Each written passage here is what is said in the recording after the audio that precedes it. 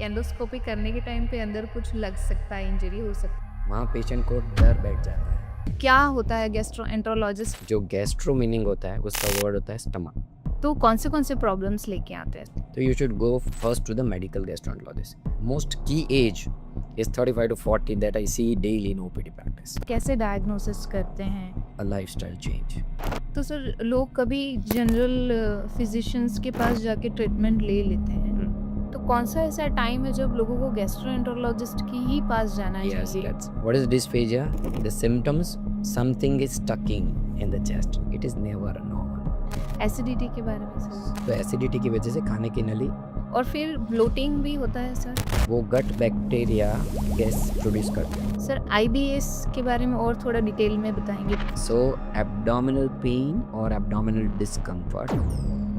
Coeliac disease आ रहा है तो व्हीट खाना बंद कर देते हैं। Then you find the product which is written on it gluten free. Temperature affect करता है Yes, बैक्टीरिया yes, को। yes. तो That अगर is why I खाना told. गर्म है So you are safe. तो आप एडवाइस करते हैं कि फूड एलर्जी टेस्ट करवानी चाहिए? Not should be routine. जैसे डायरिया है, 3 दिन में एक बार स्टूल पास हुआ, if you are taking such a medication जो कॉन्स्टिपेशन कर सकता है। you should be know the side effects of the medicine. Sir stress के बारे में थोड़ा इन डिटेल और गट ब्रेन एक्सेस वगैरह भी है। So root cause of is stress. अगर मुझे जानना है कि मेरा गट हेल्थ ठीक है कि नहीं, Okay, meal related symptom is post meal खाने के बाद bloating, discomfort कुछ नहीं हो रहा है। It affecting the gut health the most. मैदा। सर कुछ प्रोडक्ट्स लोग लेते हैं गट क्लीनिंग करने के लिए। Strictly not advised. Empty stomach morning में चाय कॉफी लेना ये Tea, coffee, I strongly discourage. Namaste everyone, myself dietitian Anita Sargera. Today we are here to discuss आजकल के हमारे जो गट हेल्थ प्रॉब्लम्स होते हैं वो with a well known gastroenterologist of India from Ahmedabad gastro hospital. Welcome sir, welcome to the podcast and thank you so much for your valuable time. Thank you. Thank you. Sir gastroenterologist बहुत बड़ा word है sir. क्या होता है gastroenterologist and how do they help and what they do? जो gastroenterologist word होता है उसमें जो गैस्ट्रो मीनिंग होता है उसका वर्ड होता है स्टमक, मीनिंग स्टमक, और अपने जो और दूसरा मीनिंग होता है enterologist means intestine. So it sees from your mouth to anus. So gastroenterology degree, it's a vast subject, and it doesn't only involve the from your stomach to the intestine, but it also involves your liver, your pancreas and gallbladder.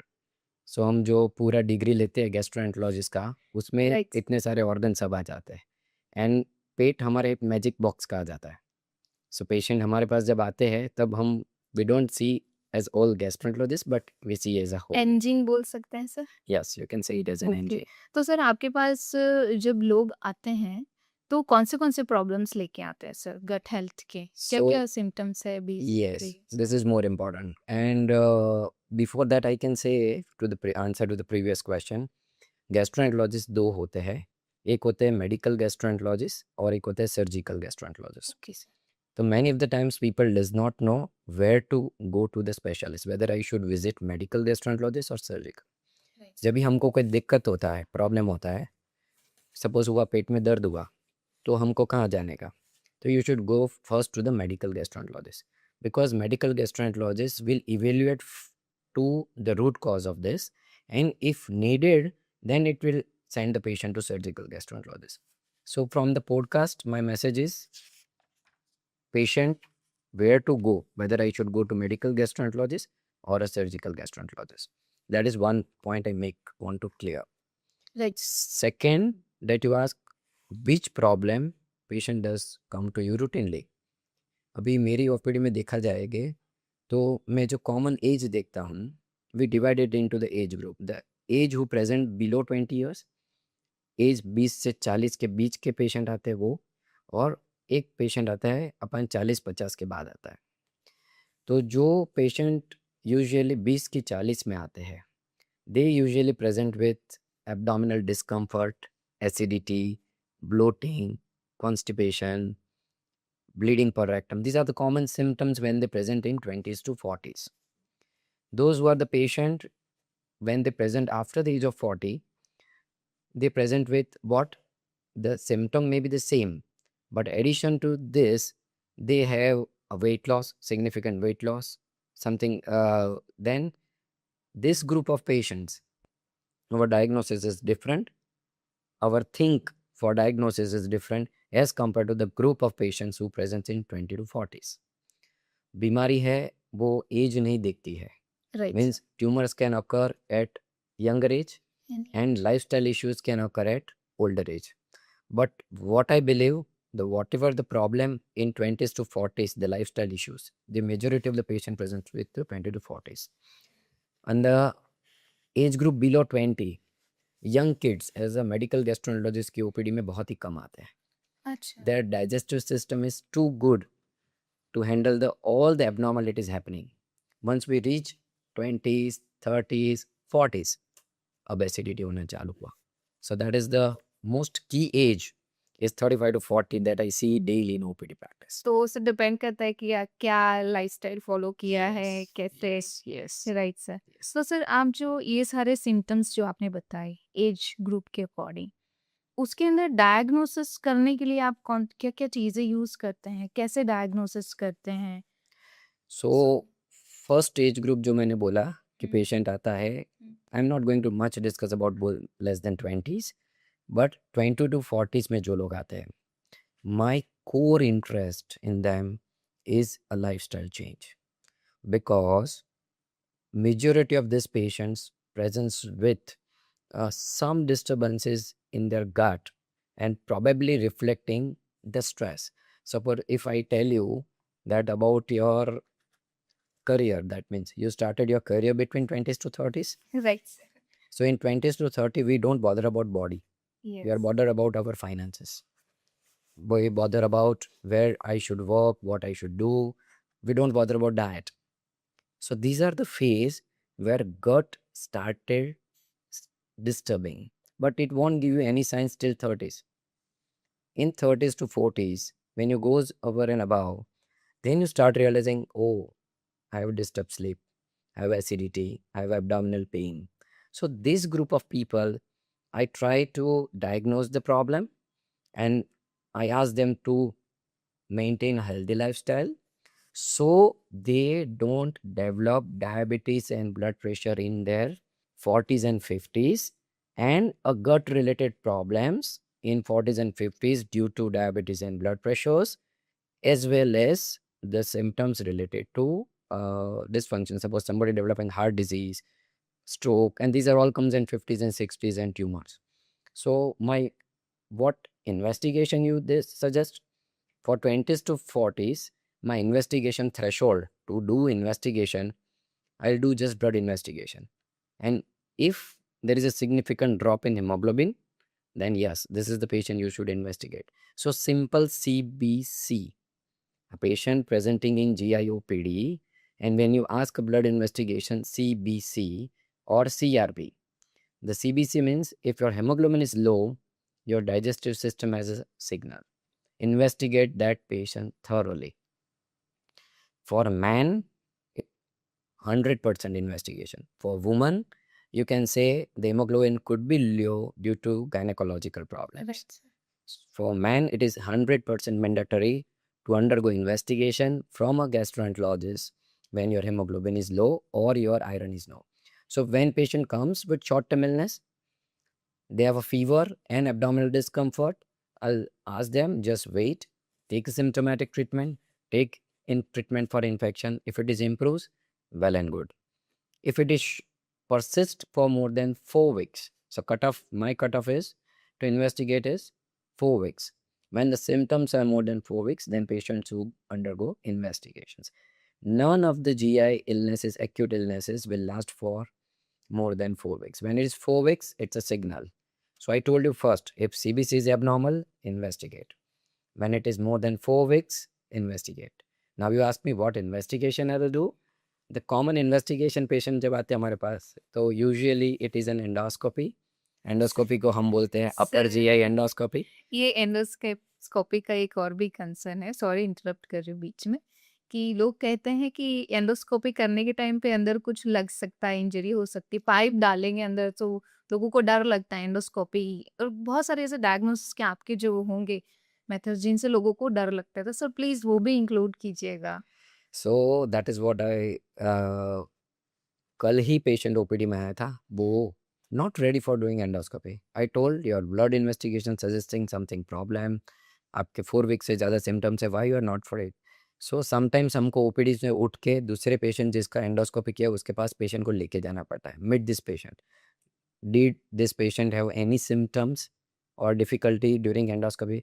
Because क्या होता है कि endoscopy दो तरीके से होता है। Right sir. एक तो जो एंडोस्कोप अपन डालते हैं फुट पाइप, तब थोड़ा गैग आता है, उसको बोलते हैं कि डिस्कम्फर्ट होता है अपर, और जो अवेक कंडीशन में करते हैं, और दूसरा एंडोस्कोपी होता है जो अपन सिडेशन में करता है।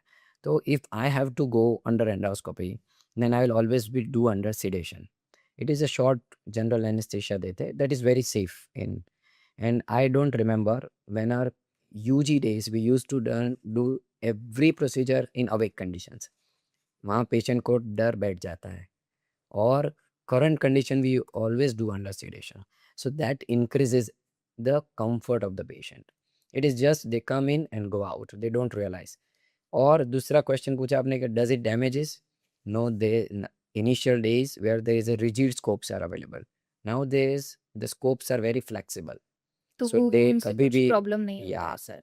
इवन एंडोस्कोप्स जो अपन यूज़ करते हैं, वो अभी इतने अच्छे एंडोस्कोप के प्रोसेसर्स आए हैं, मीन्स डिसइंफेक्शन प्रोसीजर्स होते हैं, कि there is no chance of getting infection अच्छा, इज वेल। तो उससे इंजरी भी नहीं होगी और इन्फेक्शंस भी नहीं होते, सो सेफ है। Don't delay endoscopy only because that of fear. भी है। It will lead to delay in diagnosis. Patient will ask, sir अभी हमको दवाई लिख दो, हम 2-4 हफ्ते का दवाई लेते हैं, बाद में दूरबीन के लिए आएंगे.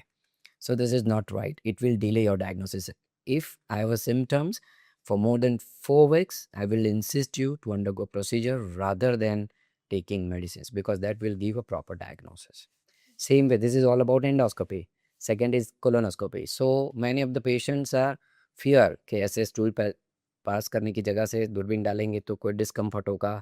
There was psychological trauma as well in such issue. When patient comes, patient is under sedation. They usually don't know what the procedure is done. So making patient comfortable is also an important part of doing procedures. And this procedure nowadays is done routinely. So this will lead to help in early diagnosis of the disease. So this is mandatory. Simultaneously, this is about 20s to 40s. The patient who are after the age of 40s, our core area of interest in doing such procedures to diagnose any tumors.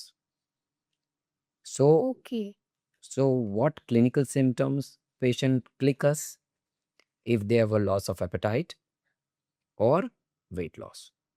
These are the two cardinal symptoms when patient comes. अगर आपको दिक्कत है, पेट में दर्द हो रहा है, पर दर्द के साथ अगर वेट लॉस नहीं है, लॉस ऑफ एपेटाइट होता है, बट प्रोलॉन्ग नहीं है, लेस देन 4 वीक्स है, you can wait for investigation. But if it is more than 4 weeks with significant weight loss and loss of appetite, that has to be found out with any disease.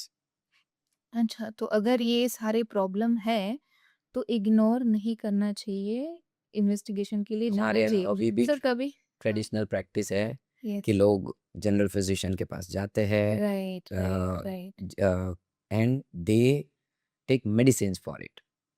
They right. don't try to investigate. The problem here is lying. तो Nowadays, initially ऐसा था हाँ, कि country में gastroenterologist कम थे. कम थे, right. Nowadays, there are so many gastroenterologists available. So, I think easier investigations and early diagnosis is key to a success. तो sir लोग कभी जनरल फिजिशियंस के पास जाके ट्रीटमेंट ले लेते हैं, Mm. तो कौन-सा ऐसा टाइम है जब लोगों को गैस्ट्रोएंटरोलॉजिस्ट के ही पास जाना Yes, चाहिए? that's.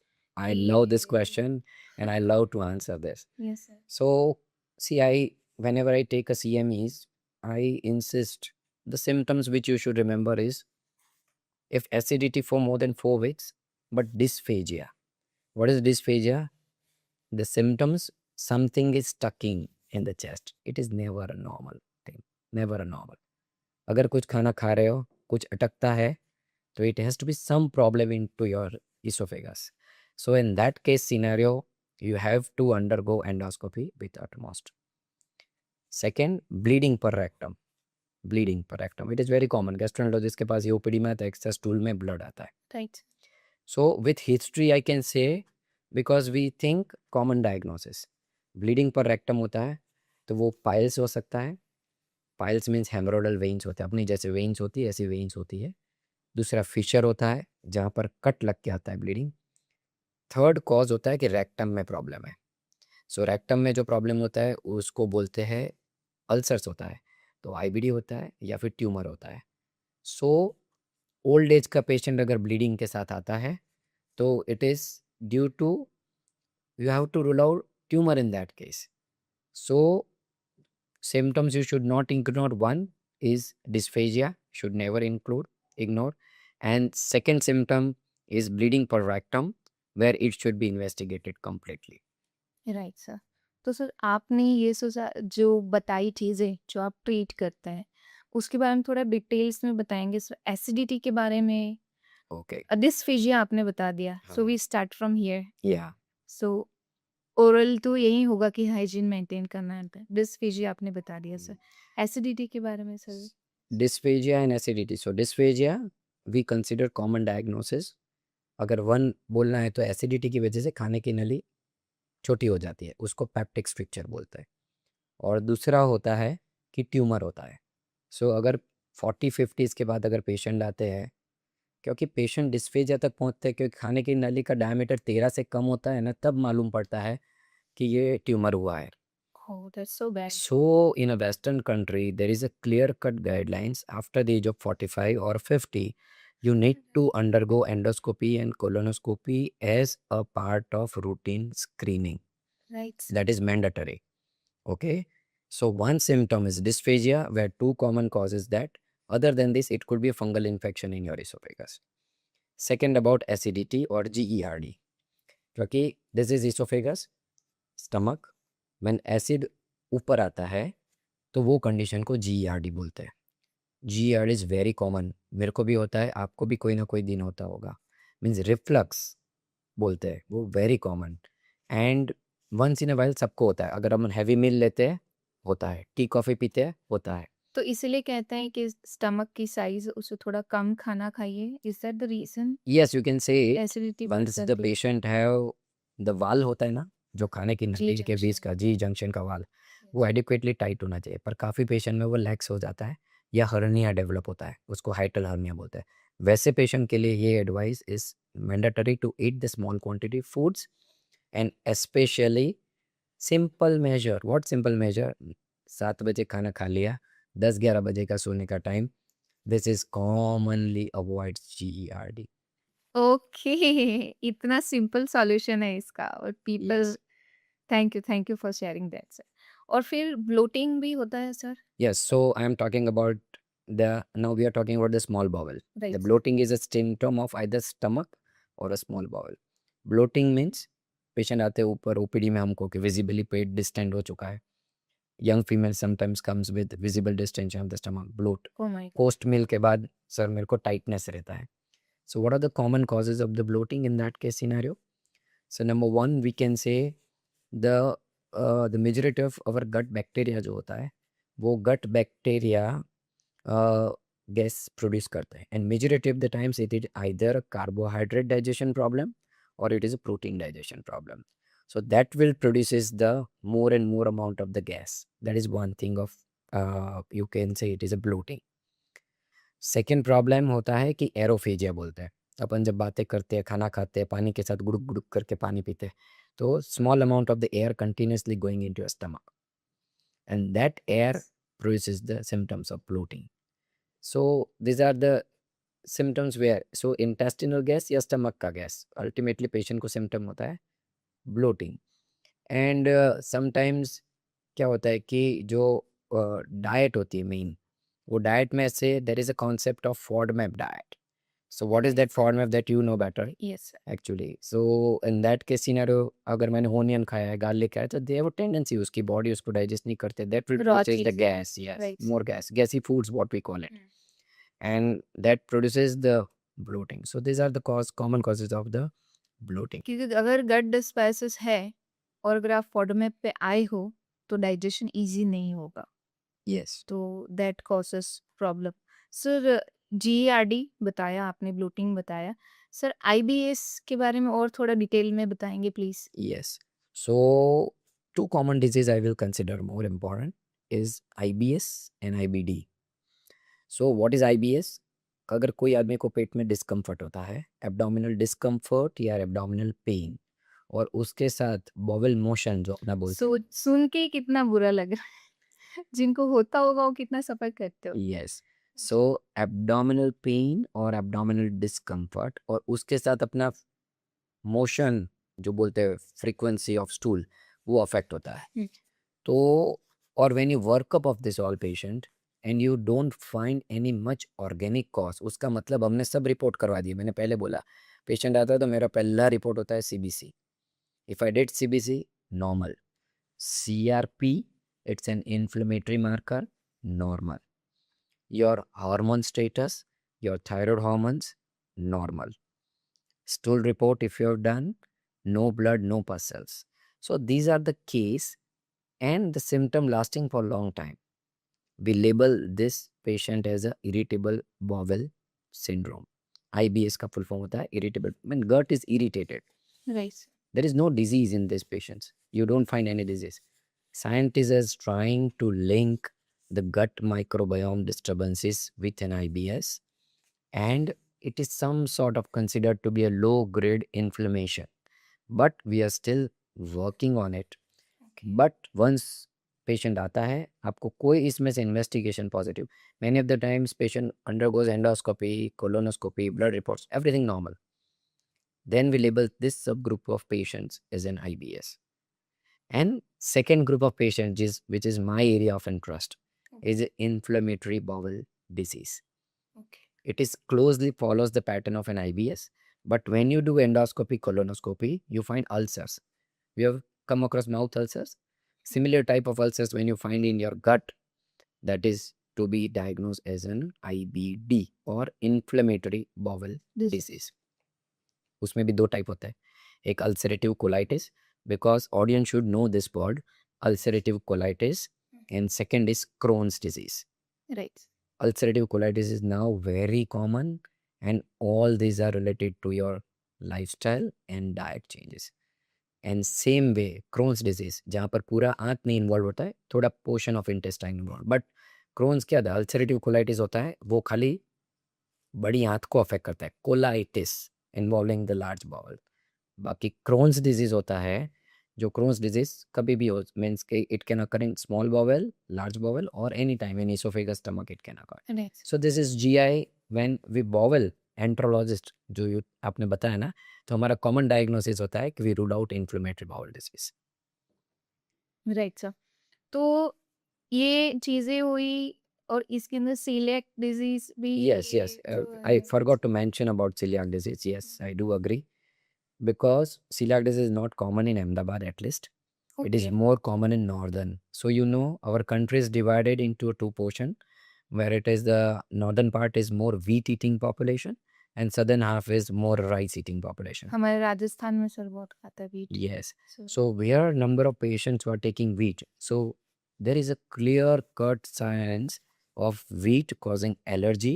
The content of the wheat is a gluten, Gluten. which is responsible for the allergy of this.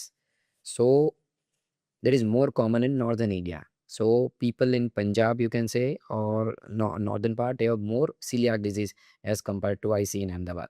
As a gastroenterologist practice in the last 10 years, I have diagnosed not more than 20 patients of confirmed celiac disease in Ahmedabad. Okay. Second term होता है कि non coeliac gluten sensitive, means wheat का allergy जैसा होता है, but confirm gluten allergy नहीं होता है।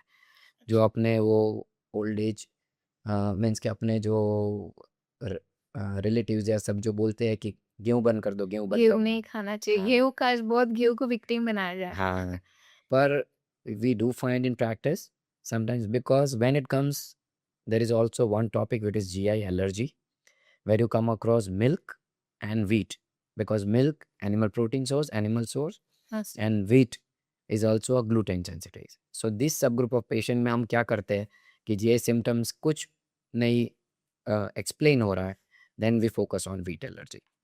अच्छा, तो लैक्टोज एंड ग्लूटेन Yes. दो विक्टिम्स हैं Third, because जिनको ध्यान I'm not रखना चाहिए। talking about common because egg eating populations in Ahmedabad is less.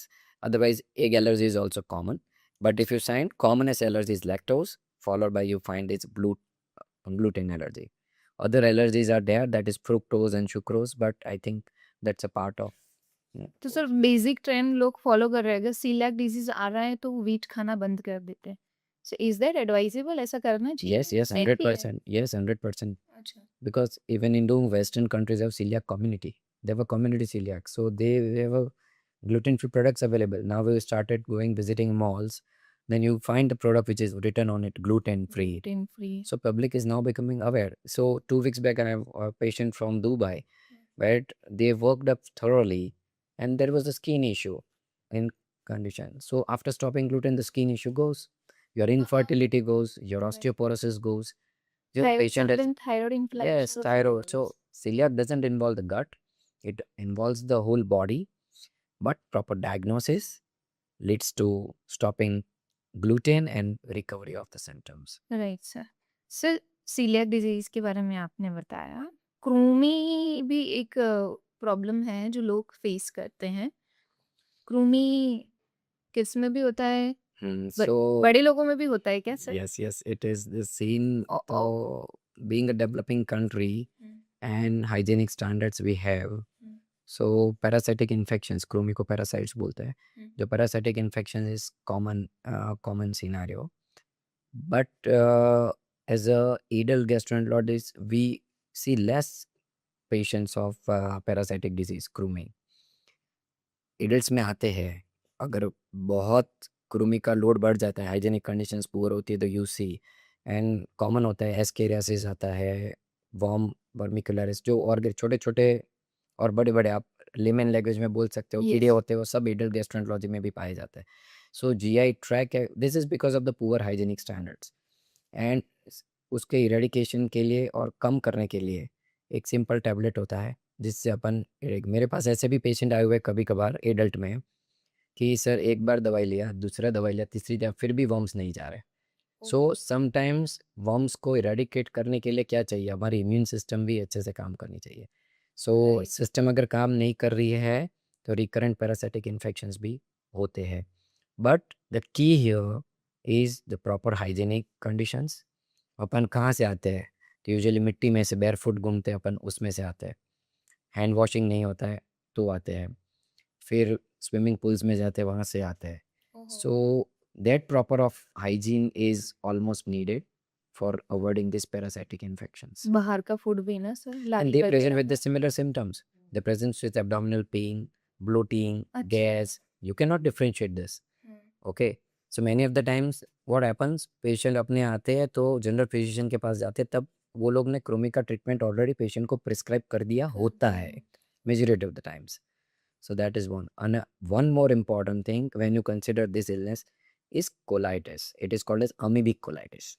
कृमि से ज़्यादा मेरे को इम्पोर्टेंट लगता है कि अमीबिक कोलाइटिस होता है। जो अमीबा होता है वो very common in what is water borne disease amoebiasis अच्छा। and they present with abdominal pain, fever, short-term illness looking like an enteric infections, typhoid.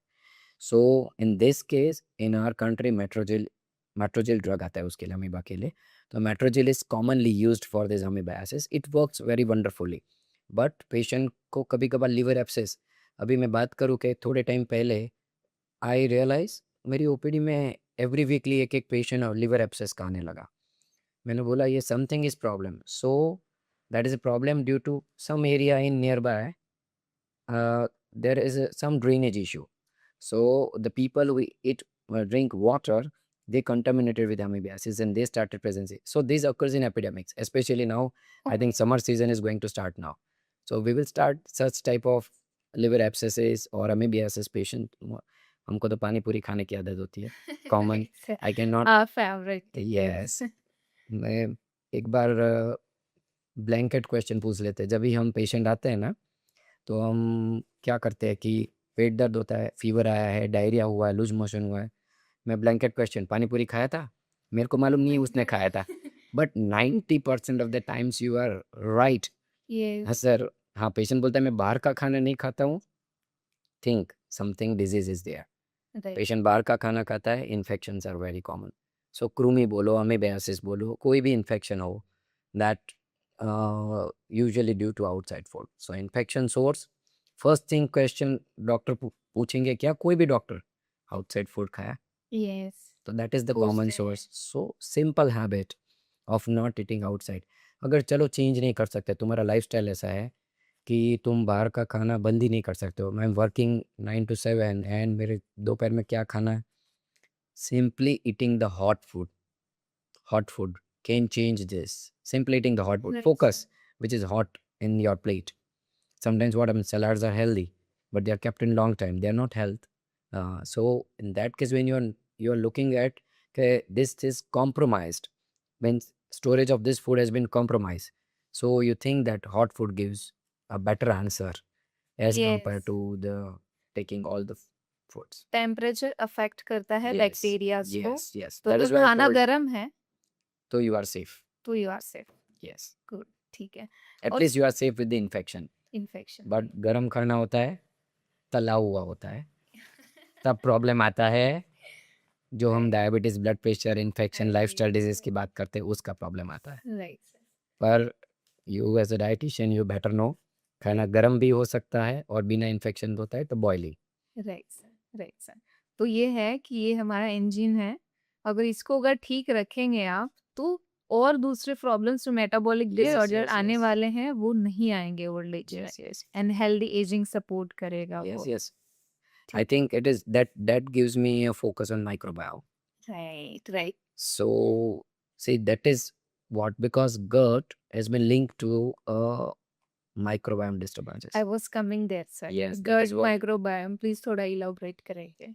So I'm going to tell about the gut microbiome. Right, So what is gut microbiome? जो intestine अपना होता है, वो उसकी lining के साथ जो bacteria होता है और जो एनवायरनमेंट होता है, उसका एक ही काम नहीं होता है कि डाइजेशन का, साइमल्टेनियसली वो अपनी इम्यून सिस्टम और अपने मेटाबॉलिक फंक्शन दोनों को रेगुलेट करता है।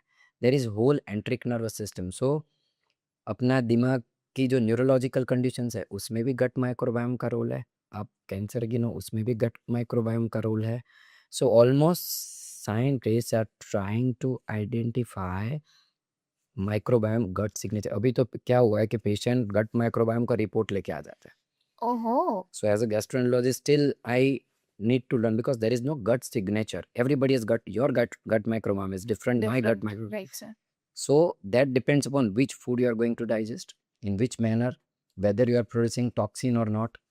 वो सब चीज अपन को गट माइक्रोबायोम से। तो down the line after 10 years I can see कि पेशेंट गट माइक्रोबायोम के रिपोर्ट के साथ आपके पास आएंगे और यू हैव टू ट्रीट और prescribe on the basis of that reports. Yes, वो एलर्जी टेस्ट भी है, डीएनए टेस्ट Yes, है। yes, these are all tests you can come across. So in many of the times you see DNA based diet, yes, so that you even better know than me. DNA based diet, allergy test, yes, all these reports are going to come, but I see this future after 5 to 10 years because science is progressively established. आपके पास भी आता है क्या लोग food allergy test advance में देके? Yes, yes, yes, they come with allergy of papaya, nuts, everything the allergy come up with. But as I know, there is no treatment for it. You have to desensitize your gut. तो sir ये foreign में trend है कि Yes, एक से दूसरे इंसान को पता होता है कि कौन सी एलर्जी है। yes. इंडिया में ऐसा नहीं है। इंडिया में अगर कोई चीज़ बहुत ही तकलीफ कर रही है तो उसको नहीं खाएँगे। बाकी कोई एलर्जीज़ होती हैं, लोगों को वो अवॉइड करते हैं। वो तो वो इतना So allergy, what पता we नहीं होता। discussed about the gluten allergy, the hmm, gluten allergy. Hmm, Other than I told you milk allergy. Lactose, Third is egg allergy. That I right, discussed. Common fourth is peanut allergy. Right. If you see, hmm, we are not a non-vegetarian. Otherwise fish और soy allergy. So हमारे GI में एक allergy के लिए term है पूरा, allergic gastroenteritis. That means eosinophilic gastroenteritis. This is other spectrum. When extreme allergy happens, allergy के cells कौन थे? Eosinophils. So eosinophils get rise, हमारे GI लाइनिंग में आ जाते हैं अपन को डिफेंस करने के लिए। राइट, वहाँ पर पहुंच जाते हैं तो वो इन्फ्लेमेशन बढ़ जाता है. Okay. Then it process allergic eosinophilic GI disorder. और उसके लिए हम कॉमनली एलिमिनेट करते हैं 6 food elimination diet. Whatever I food told you, this 6 food elimination diet we try to follow for allergic GI disorders. Okay.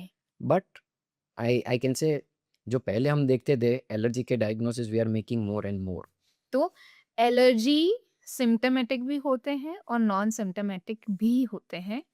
तो आप advice करते हैं कि फूड एलर्जी टेस्ट करवानी चाहिए? I think not should be routine hmm. once, but as a routine prescription no, but those who have symptoms and आपके doctor अगर suspect करते कि ये एलर्जी टेस्टिंग है then one should go with this investigations. Right sir. और sir gut microbiota तक तो हम आ गए. फिर लास्ट जो आता है हमारा पॉइंट, जैसे डायरिया है, कॉन्स्टिपेशन है और स्टूल के टाइप्स भी होते हैं जो देख के आप लोग आइडेंटिफाई करते हैं कि प्रॉब्लम होगा कि नहीं. तो सर उसके बारे में प्लीज़ थोड़ा इलैबोरेट करेंगे? So this is again common problem, patient presenting with diarrhea. Suppose I'm talking about common clinical condition is diabetic patient presenting with diarrhea. So means OPD में आई कैन से कि हफ्ते में ऐसे 5 patient तो आएंगे diarrhoea वाले के जो डायबिटिक हो. So when patient diabetic diarrhoea के साथ आते हैं ना तो we consider certain causes diarrhoea. पहले तो डायरिया क्या होता है. सो डायरिया और कॉन्स्टिपेशन दोनों की डेफिनेशन में ऐसा होता है कि वेस्टर्न लिटरेचर ने जो डेफिनेशन दिया हुआ है कि अगर 3 दिन में एक बार स्टूल पास हुआ या एक दिन में 3 बार पास हुआ, मीन्स एक दिन में 3 बार से ज़्यादा हुआ तो डायरिया के डेफिनेशन में आता है. 3 दिन में एक बार अगर पास हुआ, एक ही बार हुआ है, feeling into the definition of constipation. Okay sir. But this is according to the western diet. Basic difference क्या होता है हमारी और उनके पैटर्न में, it's a fibre intake. So this guideline में भी नैरो. अपने यहाँ तो 2 बार 3 बार भी कभी कभार डायरिया लेके पेशेंट आता है और समटाइम्स कॉन्स्टिपेशन भी 2 दिन में पास नहीं हुआ तो we will feel it is constipated rather 3 days. So frequency can be individualized according to the patient. अभी डायरिया की बात करें, मैंने आपको एग्जांपल दिया कि डायबिटिक पेशेंट विद डायरिया. तो कॉमन कॉज क्या होता है, first thing we come across mind अपना गट माइक्रोबायोम पे आए. Again it is going to gut microbiome. Right. So bacterial overgrowth होता है. ओके. बैक्टीरिया कब ओवरग्रोथ का मीनिंग होता है कि जो पर्टिकुलर कार्बोहाइड्रेट को पचाने वाले बैक्टीरिया और प्रोटीन को पचाने वाले bacteria, there is imbalance. When there is imbalance तो वो कार्बोहाइड्रेट हो जाता है, बढ़ जाता है और उसकी वजह से गैस, ब्लोट, डायरिया होता है. नंबर 1. सेकेंड, डायबिटिक पेशेंट में मोटिलिटी में प्रॉब्लम होता है. When we don't find any cause, there motility transit is fast, so that cause. Third cause, common medicine prescription for the patients with diabetes, like they are taking metformin, they are taking the tablets which are not digesting the carbohydrates. So that third tablet means many of the tablets that causes a diarrhea. And always rule out the organic disease. IBD नहीं है वो patient में, tumour नहीं है, क्योंकि ये सब patient में हम वर्कअप करते हैं. So overall if you see a diarrhoea, this is a case where we should rule out all these causes for diarrhea. And what about constipation otherwise? So constipation, I consider usually it's a lifestyle disease initially. Okay. Again, it is a lifestyle disease. Why it is lifestyle disease I'm telling about? Suppose कोई आदमी को job पे जाना है 8 बजे, उठता है 7 बजे और बॉवल मोशन के लिए उसको टाइम ही नहीं मिलता है. सो अपना बॉडी में एक बायोलॉजिकल क्लॉक होता है. Right sir. So biological clock recognise सुबह 7 बजे उठना है, इस वो टाइम पे मेरे को स्टूल पास करने जाना है. उस बायोलॉजिकल क्लॉक को अपने डिस्टर्ब कर दिया. सेकेंड प्रॉब्लम, रात को जगना पड़ता है. सो गट पहले ही आपको सिंबल दे देगा कि अगर रात को 11-12 बजे तक जगते हो, उठना लेट हुआ, तो जो बायोलॉजिकल क्लॉक का अपना टाइम था वो मिस हो गया. And the same way constipation can be due to a diet problem like eating junk foods, eating more with maida, that leads to constipation.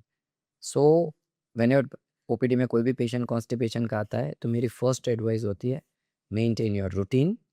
Routine in what? Routine in diet and routine in your lifestyle.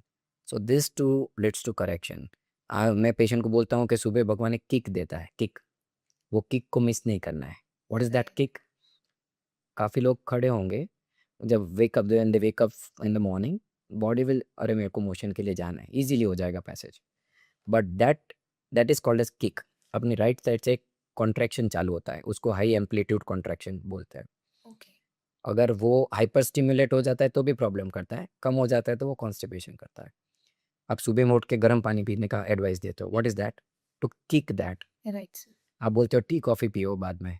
Sometimes we eat something gastrocolic reflux that lead to increase in वो जो gastrocolic reflex होता है वो कम हो जाता है patient में, उसकी वजह से कॉन्स्टिपेशन होता है। Sometimes do patient if you see in are there is a common community practice to smoke for bowel evacuation हाँ, or right. to put a tobacco inside the mouth. In yes, yes. Rajasthan, you must be find that type yes sir, of behaviors. That is common in Yes. Rajasthan. So what is that? Nicotine stimulates the GI. So this type of behavior, but वो क्यों हुआ? आपका poor lifestyle था, आप ठीक से time पे सोए नहीं थे, आपने कल डाइट में ठीक नहीं खाया था, इसीलिए आपका bowel evacuation में ये सब जरूर पड़ा है. That leads to constipation development over a period of time.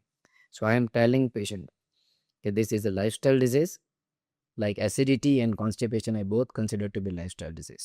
So it's not just कि पानी कम पिया है या फाइबर नहीं खाए Say, हैं, नहीं, that is ये over भी and मैटर I'm talking करता about है। over and above. राइट। पानी तो पानी and fiber intake are the part of the treatment, but over and above this routine lifestyle changes, because that is fiber intake Indian diet में तो अच्छा होता ही है। अगर पेशेंट आते हैं और मैं फिर से एडवाइस करूँ कि फाइबर और बढ़ाओ, it produces bloat, gas. Right. So fiber intake तो adequate होता है, water intake yes, dehydration होता है, water intake yes, and then comes this type of parameters that I will consider कि lifestyle is also important. बाकी treatment तो everybody gets the treatment. Sir mobility के बारे में आपने बताया।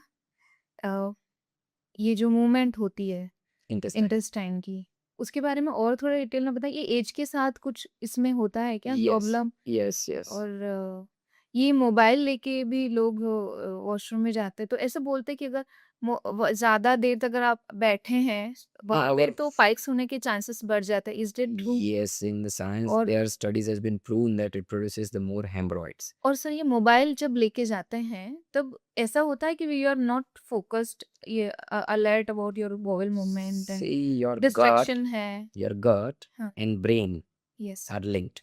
Right. Okay, how it is linked? By the hormones. Which hormones? Serotonin is the common hormone which is right, linked. Right. Okay, or other hormones also. So happy when hormones happy also. hormones, when you are at the screen, your hormone gets disturbed. Gut को motion करने के लिए hormonal balance चाहिए, और focus is not there. That leads to more straining, क्योंकि हमको एक तो जल्दी जाना है, जल्दी बाहर निकलना है. Yes, yes. Okay, and many of the times when you're screwing, you're not doing what is happening with your bowel. So in संजोगों में studies have already shown that it increases the piles. So it should not be advised, discouraged. Sometime change of posture. Yes, Now there is a table available if you like Western toilet and Indian toilet. I was coming there sir Yes. कि इन दोनों में So simple change that if you cannot have a evacuation problem bowel, क्योंकि जो Indian toilet था उसमें क्या था कि पेट के जो ये भाग होता है थाइस, वो थाई का प्रेशर आता था एब्डोमेन पे। तो वेस्टर्न टॉयलेट को अगर अपन इंडियन टॉयलेट में कन्वर्ट कर दे bye stool, simple stool putting in front of this, change the axis, then it can help in evacuation. So constipation, again I'm telling, daily lifestyle, fluid intake, fiber intake, and this type of maneuvers plus medicines if needed. आपने बताया कि sir motility कम होता है as के साथ, yes, and that सब group of patient कौन बोलते हैं? Slow transit constipation. अच्छा, In that case you need to use the laxatives. Laxatives के बारे में, जो कॉन्स्टिपेशन के लिए ड्रग्स होती है उसको लेग्जेटिव बोलते हैं। और लेग्जेटिव दो टाइप के होते हैं, एक होता है कि स्टिमुलेंट लेग्जेटिव और एक होता है ऑस्मोटिक। हमारे यहाँ common practice in Ahmedabad to use, patient हमारे पास आते हैं ना तब तक तो स्टिमुलेंट लेग्जेटिव यूज़ हो ही चुका है। I don't name the brands but they say it is जिसमें कंटेंट होता है senna, senna is the common culprit. The powders they take, they Herde means tablets they take, yes, yes, Triphala right. they take. So these are all Ayurvedic preparations which already contain stimulant laxatives. So I'm not saying these are bad, but this should not be used on routine basis. हमको daily use नहीं करना है. Once in a while, for a severe constipation, you can use. Otherwise, gut will habituate it, and you are not going to get the. हमारे पास patient आते तब we have no medicines left to prescribe for this type of patients. So I think whenever मैंने बताया osmotic laxatives होते हैं और दूसरे होते हैं stimulant. जो osmotic laxatives उसके ऊपर ज़्यादा focus by fibers. So that is right core area that one should improve. Right sir, एक और क्वेश्चन मेजर होता है कि कुछ लोग मॉर्निंग में स्टूल पास करते हैं तो इतना क्लियरली डिफिकल्ट नहीं होता, फिर जैसे 8 बजे किया, फिर 9 बजे 10 बजे अराउंड फिर से उनको जाना पड़ता है, फिर शाम को भी जाना पड़ता है. Is that normal? Is that So normal? that is here comes. It is 2-3 times pattern आपका daily follow हो रहा है. हाँ. So I will consider it as a normal. Right. Sudden change of pattern is abnormal. अगर आपको 3 बार जाना 10 बार जाना पड़ रहा है, yes it is abnormal. अभी 3 बार जाना क्यों पड़ रहा है? बॉवेल एक ही बार में इवैक्यूएट नहीं कर पा रहा है completely. Take a help of fiber. If it is going to help you, then it is good. Otherwise, no need to come on higher medicines. आपको वही मैंने समझाया कि आपकी जो गैस्ट्रोकोलिक रिफ्लेक्स होता है उसको आपको अंडरस्टैंड करना है. मैं पेशेंट को बोलता हूँ कि सुबह उठो, पानी पीवो, वॉक करो, एक्सरसाइज करो, ब्रेकफास्ट करो, बाद में आप इवैक्यूएशन के लिए जाओ. अगर वो आप करोगे तो एक ही बार में स्टूल पास हो जाएगा. Right. In that case scenario, or sometimes we are ended up with so much of stress and anxiety. Yes. So here comes an overlap of an IBS. Right. Stress and anxiety, exam आया, कोई performance है, podcast करना है, मेरे को 2 बार जाना पड़ेगा. I'll come on stress later. कुछ मेडिकेशंस भी होते हैं जो कॉन्स्टिपेशन, जैसे कफ के या ऐसे कोई बेसिक मेडिकेशंस होते हैं जो कॉन्स्टिपेशन करते हैं लोगों में. मेरे साथ हुआ था कोविड में and it was very bad. क्योंकि कोविड का मेडिकेशन लेना कंपलसरी था और उसकी वजह से कॉन्स्टिपेशन हुआ था. उसकी वजह से फीसस भी हुए थे सर, वो बहुत सीवियर हो चुका था. तो सर ऐसे में क्या एडवाइस है आपका if you are taking such a medication जो कॉन्स्टिपेशन कर सकता है? So it is, if possible, to know. Nowadays there is an advantage of every medicine. Whenever you take any medicine, you should be know the side effects of the medicine. And nowadays patient हमारे पास नहीं आते, at least doctor को पूछना चाहिए. Chat GPT जो जहाँ से पूछते हैं कि पेशेंट ये साइड इफेक्ट्स है, आप नो कर रहे हो side effects. Now how much that medicine is going to benefit you. आपको कफ सिरप कितना दिन लेना है? 4 दिन, 5 दिन, 10 दिन. एक्यूट शॉर्ट टर्म इलनेस के लिए. कोविड हुआ था तो 15 दिन का इलनेस था, राइट. बराबर. पर उसके वो टाइम पे कॉन्स्टिपेशन के लिए आप कोई पण स्टिमुलेंट या ऑस्मोटिक लैक्सेटिव का यूज़ कर सकते हो जिससे ये कॉम्प्लिकेशन नहीं हो.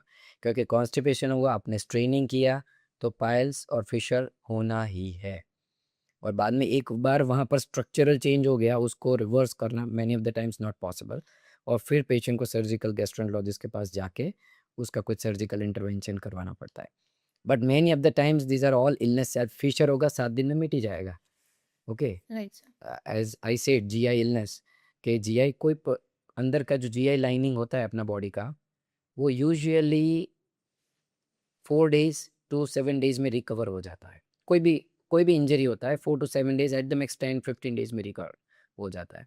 सो ये फिशर हुआ वो भी 4-6 दिन 10 दिन में हील हो जाएगा, अपने आप ही हील होने वाला है. एट दैट टाइम मेडिसिन किसके लिए लेना है? पेन के लिए, जो पेन होता है, और स्टूल को पतला रखने के लिए. Short term indication. Long term होता है तो better you consult your doctor. Why I am not developing this. And medicines, constipation, blood pressure की काफ़ी मेडिसिन आती है जिसकी वजह से कॉन्स्टिपेशन होता है, तो हम चेंज करवाते हैं. सिंपल चेंज और amlodipine, your constipation will go. So calcium channel blockers, या they can produce. So such type of small changes can change the treatment outcome. What about antibiotics? Medications के बारे में बात करें तो एंटीबायोटिक्स लोग खुद ही ले लेते हैं, तो आपका क्या एडवाइस है इस पे, एंटीबायोटिक्स पे, और आप कितना एंटीबायोटिक्स यूज करते हैं आपके पेशेंट्स के लिए? मैं मेरी बात करूँ, अगर मेरे को गले का दिक्कत होता है तो I won't take any antibiotic till 3 to 5 days. Symptomatic treatment जो आता है वो ही लेते हैं अपन. ज़रूर पड़ता है because majority times we are infected with virus. मैं एज अ गैस्ट्रोएंटरोलॉजिस्ट बाहर का खाना तो अवॉइड ही करता हूँ. गुड. और such situation your gut is going to become healthy, so you won't need much antibiotic. मेरे को लास्ट 3 साल में मैंने याद नहीं मैंने एंटीबायोटिक लिया हो. ठीक है। Great. But majority of the times patient को फास्ट हीलिंग चाहिए, immediate. They go to general practitioner, they take antibiotics. Antibiotic will damage your gut microbiome. वही एंटीबायोटिक बारी बारी, I talking about 2 days back one patient for throat infection, 4 weeks antibiotics. Doctor saying no, नहीं sir मैं antibiotic लेती हूँ तभी। उसको अभी फ्यूचर का इम्प्लीकेशन मालूम ही नहीं है कि गट माइक्रोबायोम डैमेज हो रहा है, 10 साल बाद आपको क्या क्या कॉन्सिक्वेंसेस होगा। राइट और सर। हमारे पास ऐसी एंटीबायोटिक ही नहीं बचेगी। कल जो पेशेंट आया था उसको वेस्टर्न कंट्री में यूरोलॉजिकल सर्जरी हो गई, no antibiotic was given. So antibiotic जितना बने उतना use of antibiotic should be avoided. I avoided. हाँ। Right sir. और सर जैसे मैंने आपको बीच में इंटरप्ट किया था, सॉरी, स्ट्रेस के बारे में, क्योंकि स्ट्रेस के बारे में मुझे ज़्यादा बात करनी थी, क्योंकि आजकल की लाइफस्टाइल में स्ट्रेस और जो डाइजेस्टिव सिस्टम और उसकी वजह से दूसरे दूसरे प्रॉब्लम्स आ रहे हैं, वो ज़्यादा हो रहा है टुडे की लाइफस्टाइल्स में। सर स्ट्रेस के बारे में थोड़ा इन डिटेल और गट ब्रेन एक्सेस वगैरह So I'm talking about, for example, what I realized what happening to my body at the age of 40. Okay, so stress, मेरे को MBBS का डिग्री लिया, MD का डिग्री लिया, DM का degree लिया। वो जो फोकस ऑफ ईयर्स होते हैं ना, at that time we don't focus on the diet what we are eating, and we are continuously in the stress hormones will be high, cortisol, and cortisol will lead to deposition of the fat. मैं बात करूँ मेरे patient को हमेशा मैं बोलता हूँ, मेरा एक थियरी है, खुद का थियरी समझो या जो भी समझो, जो मेरे साथ हुआ उससे मैंने थियरी बनाया कि every individual in their 20s to 40s will have a 15 to 20 kg of weight gain, and that is what it is, a fat gain. ज़्यादा से ज़्यादा फैट डिपॉजिट होगा। ओके, और कहाँ जाता है? मसल तो बनते नहीं है, अपन एक्सरसाइज तो नहीं करते, तो जो फैट होता है अपने ऑर्गन्स में जाता है, सबक्यूटेनियस एरिया में होता है या फिर लिवर में होता है। So fatty liver is also comes along with this all disease. 5 kg weight gain होता है जब अपन डिग्री पढ़ाई करते हैं वो फेज में 5 kg गेन ओह होता है। ग्रेट। 5 kg गेन होता है। सर ये हाँ, चीज ये में थियोरी मेरा अपना खुद का समझ लो थियोरी, राइट। कि 5 kg गेन होता है जब अपन पढ़ाई या एस्टेब्लिश करने के लिए चक्कर में पड़ते हुए। 5 kg गेन होता है एक बार शादी हो गई, वाइफ मिल गई, और उसके बाद जो फेज आता है अपन we start going together, we start eating, we right start enjoying life. 5 kg gain, another 5 kg gain maternal paternal दोनों का 5 kg when kids comes. So total over a period of time from 20s to 40s, they develop 15 to 20 kg of fat gain, and that fat in your liver, your internal organs, and research fact. leading to inflammation. Right sir. वो inflammation 10 साल बाद ही आपको sugar करेगा, and 10 साल बाद में blood pressure. Patient आया उसने बोला कि मेरे एज कितना है, 33, क्या करते, ब्लड प्रेशर का गोली चालू है, मेरे को ब्लड प्रेशर आ गया। मैंने बोला आपने जो वेट कम करना था, जो फैट किया था वो कम नहीं किया, आप ब्लड प्रेशर की मेडिसिन ले रहा है, पेशेंट लिपिड का मेडिसिन ले रहा है, पेशेंट यूरिक एसिड का मेडिसिन ले रहा है, पेशेंट शुगर का मेडिसिन ले रहा है, but they don't try to root cause of it. Yes. So root cause of is stress leading to improper diet and lifestyle, and that leads to fat, that leads to inflammation. So this sequence, मेरे मैं बोलूँगा कि majority of the patient I find this sequence is happening. बहुत ही important point आपने address किया है। सो to the listeners, problem जो है, आपको जो भी सिम्टम्स हैं, साइन आए हैं, कोई भी प्रॉब्लम है, उसका रूट कॉज निकाल के उस पे काम करना चाहिए, ना कि उसको मेंटेन करने के मेडिकेशंस पे जाना चाहिए until and unless it's that severe. So sir thank you so much ये पॉइंट एड्रेस करने के लिए। सर यहाँ पे एक और क्वेश्चन है मुझे कि चलो ये सारी चीज़ें तो हमने बात की कि प्रॉब्लम होता है, क्या सिम्पटम्स वगैरह। पर अगर एक नॉर्मल इंसान है या अगर मुझे जानना है कि मेरा गट हेल्थ ठीक है कि नहीं, कि मैं ठीक हूँ, तो उसके लिए क्या-क्या चीज़ें हम नोट कर सकते हैं, नोटिस कर सकते हैं? A good question. The one most important thing, the first of all, if you are taking, there is no meal related symptoms, you are getting good sleep. Okay, meal related symptom means post meal खाने के बाद bloating, discomfort कुछ नहीं हो रहा है, you are getting good sleep, good quality of sleep. So clinically you can tell your gut is healthy. Right, sir. Number two, okay, if you are above 40, means crossing 35 40s and developing certain, you do your blood investigations. If the blood investigations are normal, you can say your gut is healthy. And after the age of 45 and 50, I would recommend everyone, by बातें करने से या asymptomatic होने से, this doesn't clarify your gut is healthy. You have to undergo investigation of endoscopy and colonoscopy at least after the age of 50. So in that case scenario, we can tell your gut is healthy. So this is clear in medical science. After the हमारे यहाँ NRI season आता है, see this is नवंबर दिसंबर जनवरी होता है ना, वो actually marriage season होता है. Right, sir. So you see in November to I say February, there is a wedding season. जो वेडिंग सीजन होता है उसके टाइम पे मैनी ऑफ द क्लाइंट्स और अदर से मैनी ऑफ जो पेशेंट्स आते हैं वो वेस्टर्न कंट्री से आते हैं, either US, Canada, Australia. So they come only for checkup, they come for endoscopy, they don't have any symptoms. Right. So after the age of 50, it is mandatory to do investigations of endoscopy and colonoscopy. When I'll be 50, I have to undergo the procedure for the same. तो उन लोगों में वो awareness है कि करवाना Yes. चाहिए. So healthy gut, it has to be all sequence of event, means आप 30 से कम हो clinical symptom, 30s to 50s में हो blood investigation, and more than 50 you do investigation. तो मतलब मेन तो यही है कि आप क्या डाइट में ले रहे हो और देन कि स्टूल पास किस तरीके से हो रहा है वो भी एक आइडेंटिफाई करता है क्या सर? तो अगर स्टूल का कंसिस्टेंट स्टूल का कलर जो हमें ध्यान रखना चाहिए इन सम केसेस कि स्टूल का कलर क्या है या ब्लीडिंग कैसे नोटिस करे. ब्लैक स्टूल होता है कभी कभी, Yeah. कभी लो स्टूल होता है, कभी normal. So people say that it should be like knife in butter, जैसे इतना स्मूथ होना चाहिए बॉबल मूवमेंट और उसमें कोई भी डिस्कम्फर्ट है that means there is something wrong. तो कलर्स वगैरह और Yes. स्टूल की कंसिस्टेंसी So वगैरह. color, you can see consistency, the frequency of stool, that is variable according to the diet.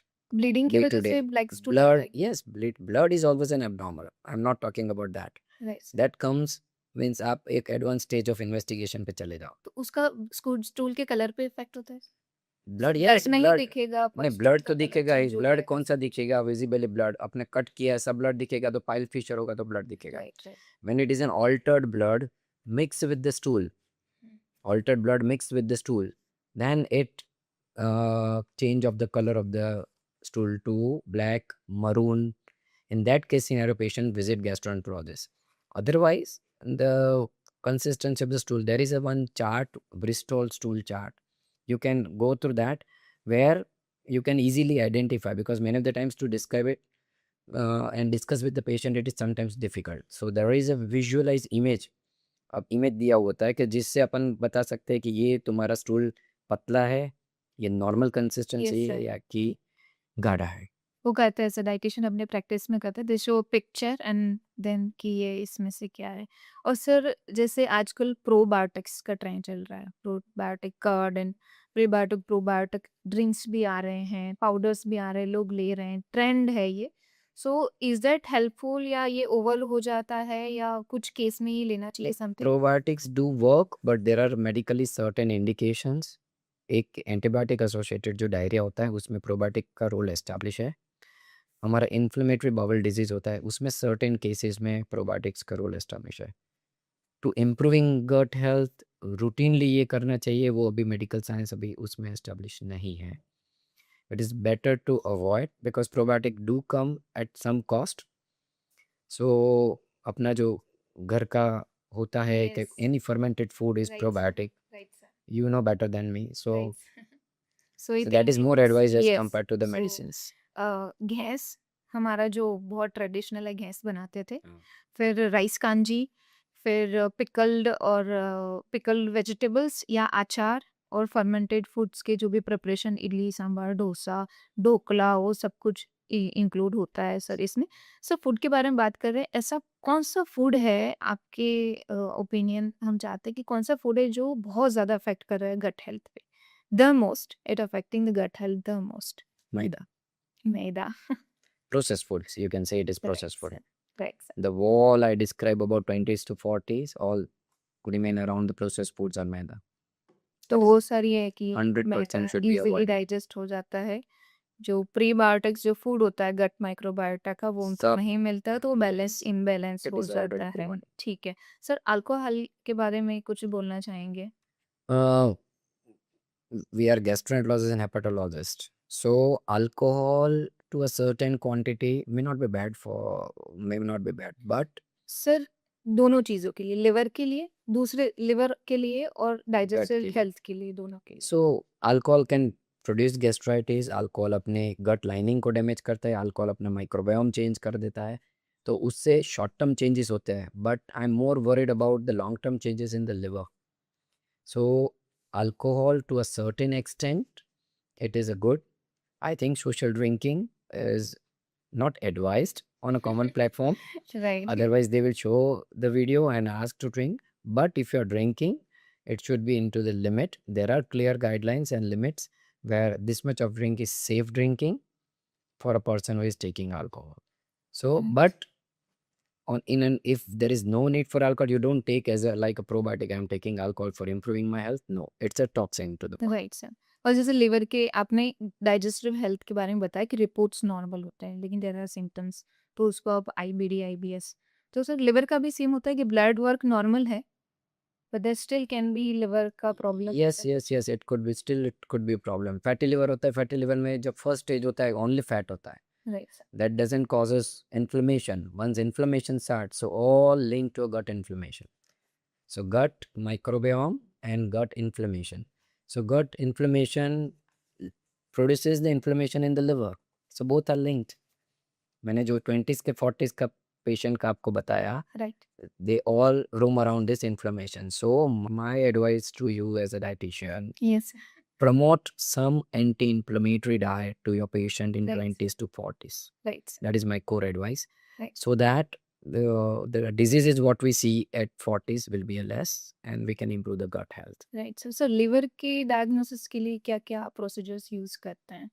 Liver के लिए डायग्नोसिस के लिए हम जो प्रोसीजर यूज़ करते हैं उसमें फर्स्ट पेशेंट, कोई भी पेशेंट आता है तो फर्स्ट इज़ ब्लड वर्कअप. उसमें आता है लिवर फंक्शन टेस्ट आता है. लेफ्ट। सेकेंड आता है sonography. Third and underutilized or due to availability is fibroscan. Right. When you can use a fibroscan OPD procedure, daycare procedure, you can know how much of fat in the liver is right right and how much it has become stiff. Right. जो stiff मैंने करवाया था आपके Ahmedabad gastro में, fibroscan है वहाँ पे machine, मैंने अपना भी फाइब्रोस्कैन करवाया था। सो आई वाज सारे ब्लड रिपोर्ट सब कुछ नॉर्मल है, eating fine, sleeping well, stress is improve, doing meditation, everything, but skin is not so yeah I went for fibroscan. how much was fat in that your report? Sir ने बोला it is normal, I don't remember So that means that is your gut is good. I can say from the fibroscan there is no inflammation in the liver. Fat आता कहाँ है liver thank में you से? सो much for saying that. Fat आता कहाँ है liver में से? Yes It is from the gut. Yes sir. So ultimately gut is inflamed, liver is going to inflame. Leaky gut भी तो it's a big problem, It's a different वाह, topic altogether. बहुत ही बड़ी है। सर कुछ products लोग लेते हैं गट क्लीनिंग करने के लिए, मेजोरिटी ये होता है कि वो खाने के बाद डायरिया हो जाता है लोगों को 3-4 दिन के लिए और समथिंग, वो गट क्लींजिंग के लिए। और कुछ लोग ये भी आयुर्वेदा का कुछ ट्रीटमेंट भी करते हैं, पंचकर्म. पंचकर्मा, और समटाइम वो होता है कि एनस से they do cleansing and everything. Enema. तो आपका क्या opinion? Strictly not advised. Okay Because the same thing हमारे यहाँ ना कोलोनोस्कोपी में जो पेशेंट को प्रिपरेशन देते हैं ना, पोलिथिलीन ग्लाइकोल देते हैं. अगर मैंने दिया पोलिथिलीन ग्लाइकोल तो 4 घंटे में पूरा बॉवल क्लीन हो जाता है. Sometimes enema produces injury into the introduction of enema. But technically, see, ultimate this comes when you are changing your gut microbiome. कि ये जो कंसेप्ट है वो किस चीज़ पे वो लोग लिंक कर रहे हैं कि अपना गट माइक्रोबायोम का तुम जो इनिमा देते हो या दवाई गट टॉक्सिन देते हो तो उससे गट माइक्रोबायोम चेंज होता है. पर same thing you can do by non invasive if needed. But मेरे हिसाब से अभी तक का एस्टेब्लिश साइंस ये बोलता है कि गट क्लिनजिंग मैकेनिज्म या कोई भी मेडिसिन से gut cleansing should not be done routinely. Right sir. Sir ये इन सारी चीज़ें जो ये फॉलो करते हैं लोग, एंड देन ये सब करने के बाद फिर से रूटीन में आ जाते हैं। फॉर एग्जांपल कि एम्प्टी स्टमक मॉर्निंग में चाय कॉफ़ी लेना ये बहुत ही चल रहा है लोगों में, नोइंगली अननोइंगली। तो उसके ऊपर आपका क्या ओपिनियन है? सुबह में उठते ही ब्रेकफास्ट नहीं करते हैं, चाय कॉफ़ी ले लेते हैं, then they will go for the lunch. तो एम्प्टी स्टमक टी कॉफ़ी जो एम्प्टी लेते हैं, stomach tea coffee I strongly discourage, नहीं करना चाहिए। क्यों नहीं करना चाहिए? क्योंकि बॉडी में ऑलरेडी सुबह में जब उठते हैं तब एसिड का मात्रा ज़्यादा होता है। When you drink tea and coffee it stimulates acid production more, so it produces acidity. तो पेशेंट जब आते हैं एसिडिटी का गोली लेते हैं, 2 साल से लेते हैं, 5 साल से, but they don't stop taking tea and coffee. Right sir. कि नहीं सर, चाय तो पीना ही पड़ेगा, नहीं तो सिर दर्द होगा, ये होगा।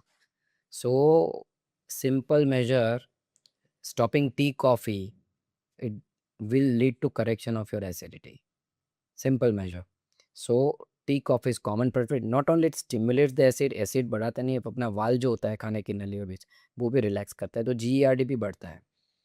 So if you still want to drink, then you take in small quantity, you don't add masala to it, and always take with food. Right sir. Sir appendix के बारे में आप कुछ कहना चाहेंगे? कि हमने सारे टॉप से लेके एनएस तक भी डिस्कस, अपेंडिक्स को थोड़ा कम वो इम्पोर्टेंस रह दिया गया जाता डिस्कस करना, ऐसा ही समझ लो, है। क्योंकि वो ऐसा ऑर्गन है बॉडी का जो एक, क्या बोलते हैं कि वेस्टिजियल स्ट्रक्चर बोलते हैं उसको, कि वो एक पड़ा रहता है अपेंडिक्स अपनी बॉडी में। अर्ली लाइफ में उसका इम्यून सिस्टम को डेवलप करने में उसका रोल होता है, पर बाद में पेशेंट को जब दिक्कत होता है वहाँ जो अपेंडिक्स का ल्यूमेन ब्लॉक होता है तो अपेंडिसाइटिस होता है, तो तभी पेशेंट को मेडिकल या सर्जिकल उसका कंसल्टेशन करना पड़ता है। बाकी appendix day to day life में does not causes any bothersome problem, कोई डे टू डे लाइफ में कोई प्रॉब्लम नहीं है। Thank you so much for your valuable time, sir. It was really very informative sessions. I hope कि जो public जो है हमारा पॉडकास्ट देखने वाले उनके जो मेजॉरिटी क्वेश्चंस जो होंगे वो आंसर हो जाएंगे उससे, और अगर ज़्यादा क्वेश्चंस आएंगे तो definitely we are going to plan a second podcast जिसमें हम और इन डिटेल में बात करेंगे। Thank you so much for your valuable time, sir. Thank thank you. You Anita, thank you, thank you.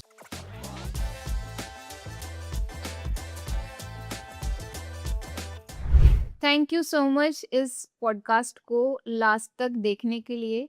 I hope कि आपके जो बेसिक क्वेश्चन है डाइजेस्टिव सिस्टम के रिलेटेड, गैस्ट्रोएंटरोलॉजिस्ट क्या होते हैं, क्या ट्रीट करते हैं, कब उनके पास जाना चाहिए, जनरल मेडिकेशंस कब तक फॉलो करना चाहिए, वो सारे बेसिक क्वेश्चंस आपके आंसर हो गए हैं। आपके और भी कोई क्वेश्चन है तो प्लीज़ आप कमेंट बॉक्स में लिख सकते हैं, जो हम नेक्स्ट एपिसोड में नेक्स्ट पॉडकास्ट जो हम करेंगे उसके अंदर कवर कर लेंगे। और अगर आपको ये चीज़ें हेल्पफुल लगी है, ये क्वेश्चन आपके आंसर हुए हैं, और अगर आपको लगता है कि आपके कोई फ्रेंड्स, फैमिली मेंबर, कलीग्स कोई भी है, उनको ये पॉडकास्ट सुनना चाहिए, तो प्लीज़ उनके साथ में ये पॉडकास्ट शेयर कीजिएगा। Please like, share and subscribe our channel. वो हमें मोटिवेट करेगा और भी पॉडकास्ट वीडियोज़ और अवेयरनेस लाने की एक्टिविटीज़ करने में, जो हम इस पॉडकास्ट के थ्रू कर रहे हैं। Thank you so much for watching. Thank you.